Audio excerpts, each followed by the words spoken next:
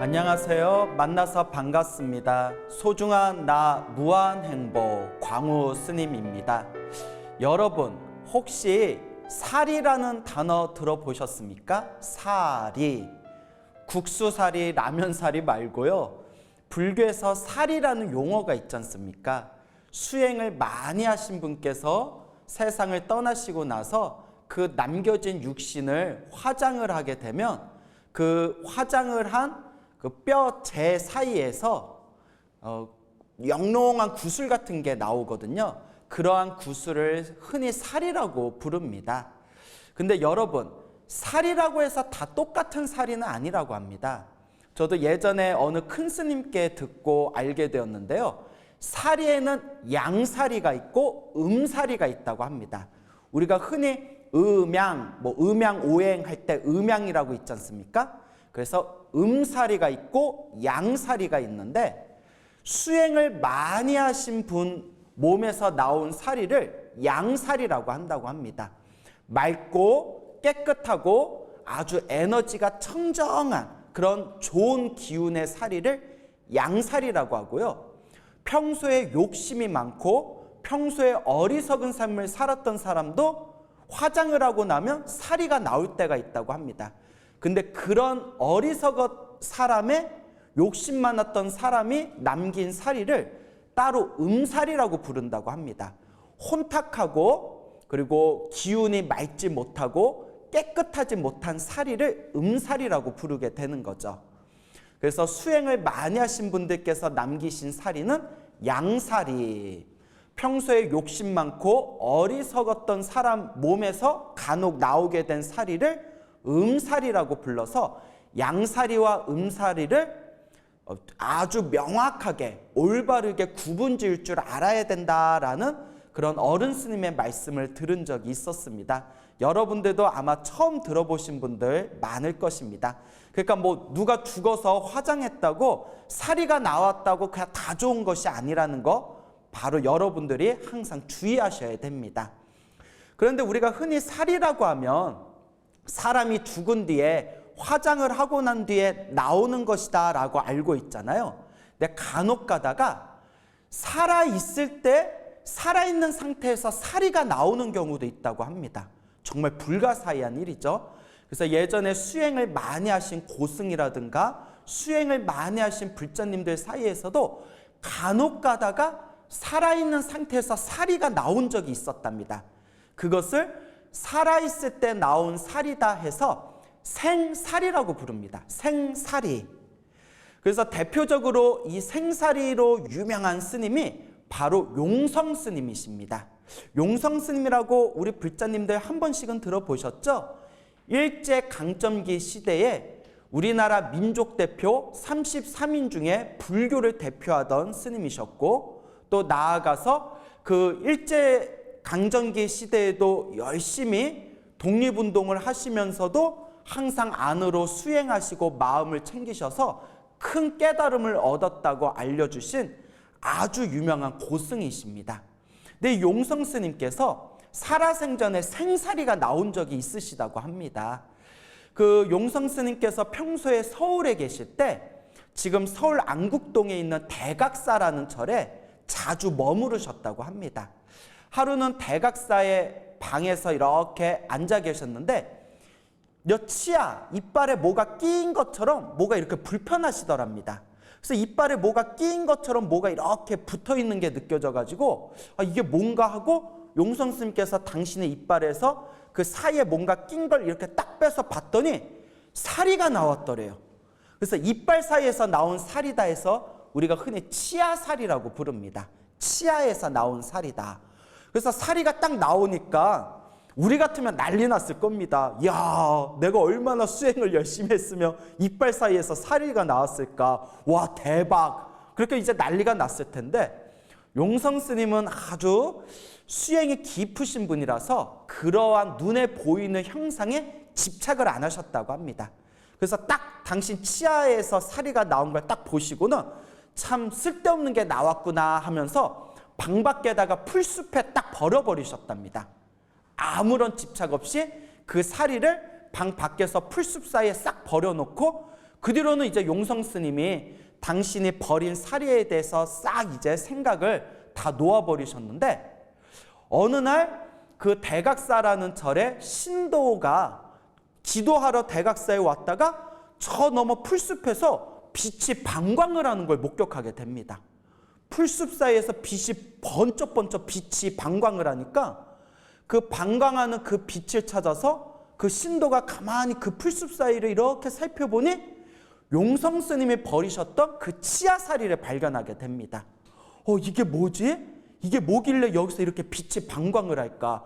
정말 불가사의하고 정말 알 수 없는 일이다. 그래서 그 치아사리를 잘 보관했다가 그 다음날 대각사의 스님들께, 스님 제가 어제 대각사에 기도 왔다가 풀숲 사이에서 빛이 방광하는 것을 제가 보았습니다 하고 그 치아사리를 보여드리니까 스님들이 자초지종을 다 알아본 뒤에 용성 스님 치아에서 나온 사리를 풀숲에다 버렸는데 그 사리가 방광, 빛을 발한 거였구나라는 것을 이제 스님들이 알게 됩니다. 그래서 그 치아사리를 잘 보관했다가 나중에 1950년대 저 합천 해인사, 팔만대장경 있는 합천 해인사 다들 들어보셨죠? 합천 해인사 밑에 용탑 선원이라는 절을 지은 뒤에 그 용탑 선원에 살아생전 용성 스님 치아에서 나왔던 그 치아사리를 용탑 선원에다가 잘 모셔두게 됩니다. 그래서 지금도 합천 해인사 밑에 용탑 선원에 가보시면 그 뒤쪽에 가면 그 살아생전 용성 스님의 생사리, 치아사리를 잘 모셔놓은 사리탑을 지금도 우리들이 목격하고 친견할 수가 있습니다.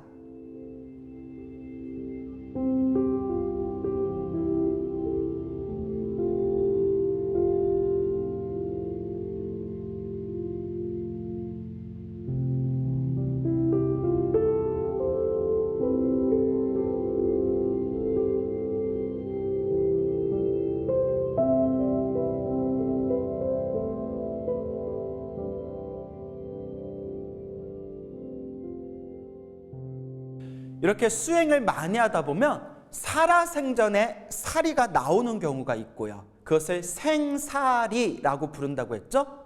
그리고 또 말로써 차마 표현할 수 없는 또 더 신비하고 불가사의한 사리의 영험이 있습니다. 제가 약 15년 전쯤에 선원에서 참선 공부하고 있었을 때 그때 제 선배 스님이 한 분 계셨습니다. 그 스님께서 참 점잖은 스님이셨는데요. 하루는 그 선배 스님하고 이렇게 차를 마시다가 그 선배 스님께서 차마 들어도 믿기지가 않는 놀라운 이야기를 들려주셨습니다. 그 선배 스님께서 출가하기 전에도 그 법화경 기도를 아주 열심히 하셨다고 합니다. 법화경 기도를 하시면서 직장 생활을 하시다가 공무원 생활을 하시다가 이제 부처님의 가르침에 큰 믿음을 일으켜서 이제 머리를 깎고 출가하신 선배 스님이 계셨는데요. 출가를 하고 난 뒤에도 법화경 기도를 굉장히 열심히 하셨다고 합니다. 근데 출가하고 나서 몇 년이 지난 뒤에 갑자기 이제 마음에 큰 방황이 찾아왔다고 합니다. 우리가 흔히 도고마장이라는 말이 있죠. 도가 높아지면 마장이 찾아온다라는 말이 있지 않습니까? 그 출가를 하시고 나서 자꾸 마음에 방황이 찾아오셔가지고 너무 힘드셨다고 합니다. 그래서 하루는 그 당신이 법화경 기도하는 그 책상 위에 법화경을 올려놓고 법화경을 기도하고 난 뒤에 그 잠자기 전에 합장을 하시고 발언을 하셨다고 합니다. 거룩하신 부처님, 제가 지금 마음이 너무나 흔들리고 방황을 하고 있습니다. 불보살님의 가피가 있으시다며 부디 저를 바른 길로 이끌어 주십시오 부처님 하고 간절하게 기도를 하고 간절하게 발언을 올린 뒤에 그 자리에서 이렇게 자리에 누워서 잠에 드셨다고 합니다.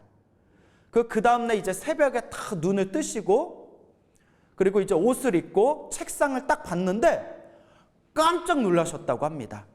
그 책상 위에 법화경이 놓여져 있는데 법화경 경전 위에 사리가 이렇게 있더래요. 구슬 사리가 딱 놓여져 있더랍니다.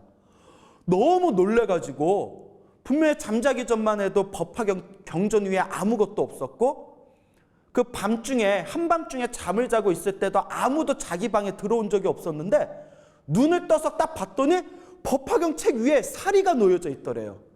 그때 그 스님이 엄청난 충격과 희열과 감동을 느끼면서 부처님 감사합니다. 부처님 감사합니다. 부처님의 가피가 있음을 제가 100% 믿습니다. 라는 엄청난 환희심이 느껴지면서 그날 이후로 마음에 흔들렸던 방황이 완전히 사라지게 되셨다고 합니다. 그러면서 그 선배 스님께서 저한테 하시는 말씀이 광우 스님, 내가 그 사리를 지금도 잘 보관하고 내가 있는 토굴에다 잘 모셔놨는데 언제 찾아오면 내가 그 사리를 한번 직접 보여줄게 라고 웃으면서 말씀하시더라고요. 그때 제가 이걸 믿어야 되나 말아야 되나 진짜 그때 긴가민가 했습니다.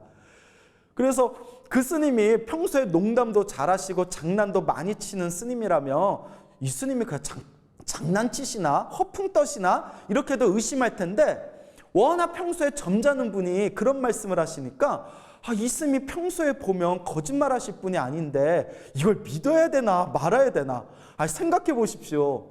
그 기도하고 나서 그 다음날 눈 떠보니까 법화경 경전 위에 사리가 저절로 딱 생겼다는데 아니 아무리 제가 스님이라지만 이제 막 출가한 지 얼마 안 됐을 때 그런 이야기를 듣고 이걸 믿어야 되나 별의별 생각이 다 들더라고요. 그러다가 한참의 시간이 지난 뒤에 제가 신도들에게 기도가피 이야기를 해주기 위해서 부처님 불보살의 가피 이야기, 영엄 설화 같은 것을 자료를 찾아보다가 의외로 옛날 영엄 설화에 법화경을 사경하거나 기도하다가 사리가 저절로 나타났다라는 일화가 제법 많다라는 것을 제가 자료를 통해서 찾게 되었습니다. 그래서 그때 그 스님이 하신 말씀이 거짓말이 분명히 아닐 수도 있겠구나라는 그런 믿음이 조금씩 생기더라고요. 그러면서 제가 소나무에서 수많은 불자님들에게 기도가피 이야기를 하면서 지금은 저도 자연스럽게 분명히 기도를 열심히 하면 인간의 의식으로는 헤아릴 수 없는 불가사의한 신비한 가피가 분명히 존재한다는 것을 지금은 저 자신이 확실히 믿고 여러분들에게도 제가 자신 있게 말씀드리는 바입니다. 서울에서 거주하고 계시는 어느 보살님이 계시는데요. 지금 아마 연세가 한 5, 60대 정도 되셨을 거예요. 그분께서 평생 법화경을 사경하셨는데 어느 날 법화경을 사경하고 이렇게 잠에 주무셨다가 그 다음날 눈을 떠보니까 머리맡에 구슬이 이렇게 이제 쌓여 있다랍니다. 구슬이. 너무 놀래가지고 밤에 누가 들어온 적도 없었는데 자고 일어나니까 자기 머리맡에 구슬이 이렇게 쌓여 있더래요. 너무 깜짝 놀라서 그 구슬을 잘 보관했다가 기도를 많이 하신 큰 스님한테 갖다 보여드렸더니 큰 스님께서 이거는 진짜다 라고 인정하셨다라는 그런 이야기를 또 제가 들은 바가 있습니다. 그리고 저와 친분이 있는 어느 40대 여성 불자님이 계시는데요. 요 보살님이 굉장히 마음이 착하세요. 평소에 이렇게 봬도 마음이 참 착하시고 얼굴에도 착하게 생겼음 이렇게 이제 써져 계시는 그런 이제 여성 불자님이 계시는데 요 보살님이 요 근래 법화경 기도를 굉장히 열심히 하셨대요. 근데 요 보살님이 하시는 말씀이 스님 어느 날부턴가 법화경을 사경하고 나서 또 법화경 사경하려고 책을 이렇게 펴보면 노란색 가루가 이렇게 자꾸 나옵니다. 노란색 가루가 경전 사이에 이렇게 깔려 있습니다. 그래서 그 가루를 다 털어내도 그 다음날 가보면 또 노란색 금가루가 또 법화경 경전 사이사이에 깔려 있습니다. 아무도 제 법화경 경전을 만진 사람이 없는데 이상하게 노란색 금가루가 법화경 경전에서 자꾸 나오고 있습니다 라고 말씀을 하시더라고요. 그래서 제가 보살님 그런 거는 보살님이 기도를 열심히 하기 때문에 그런 가피가 이렇게 눈앞에 보이는 건가 봅니다. 그런 것들은 그냥 마음으로 흐뭇하게 감직하시되 집착할 필요도 없고 그냥 마음으로 흘려버리시고 하시던 기도 꾸준하게 하시면 됩니다 라고 제가 간곡하게 말씀드린 바가 있습니다. 기도를 열심히 하다 보면 이런 현상들이 있기는 합니다. 어떤 불자님께서는 열심히 기도할 때 하늘에서 음악 소리를 들은 적도 있고 어느 불자님은 기도를 열심히 하는데 갑자기 짙은 향냄새가 확 밀려오더랍니다. 그리고 몇 날 며칠 동안 그 짙은 향냄새가 집안에서 그 향냄새가 떠나지 않고 은은하게 몇 날 며칠 동안 향냄새가 방 안에 은은하게 계속 짙게 그 향긋한 냄새가 우러나왔다라고 증언하시는 불자님들도 계십니다. 이런 이야기는 옛날 같으면 저도 안 믿었겠지만 요새 경전을 보고 옛날에 큰 스님들이 기록해 놓았던 영엄설화들을 보니까 옛날에도 있었던 일이고 지금도 기도를 열심히 하시는 불자님들이 경험하고 있는 바입니다.